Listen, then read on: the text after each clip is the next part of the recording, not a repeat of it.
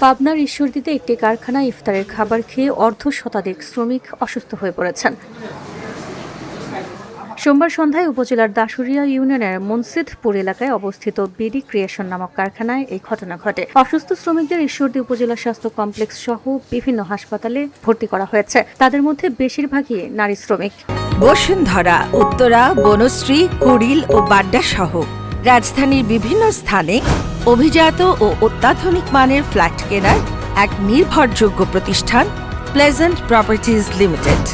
হাসপাতালে ভর্তি হওয়া অসুস্থ শ্রমিকরা জানান, রমজান মাস উপলক্ষে কারখানা থেকে প্রতিদিন তাদের ইফতারের খাবার সরবরাহ করা হয়। প্রতিদিনের মতো আজও ইফতারের জন্য তাদের খাবার দেওয়া হয়। ইফতার করার কিছুক্ষণ পর থেকে কারো কারো বমি, মাথা ঘোরা, পেটে ব্যথা সহ নানা শারীরিক সমস্যা দেখা দিতে থাকে। পরে তারা ধীরে ধীরে অসুস্থ হয়ে পড়লে তাদের উদ্ধার করে ঈশ্বরদী উপজেলা স্বাস্থ্য কমপ্লেক্স সহ বিভিন্ন হাসপাতালে ভর্তি করা হয়।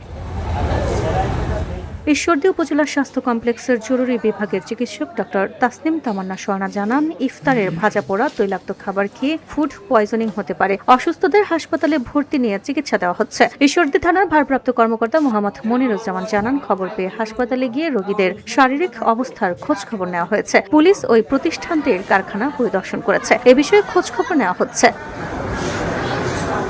হিরুটি বাংলা নিউজ ডেস্ক।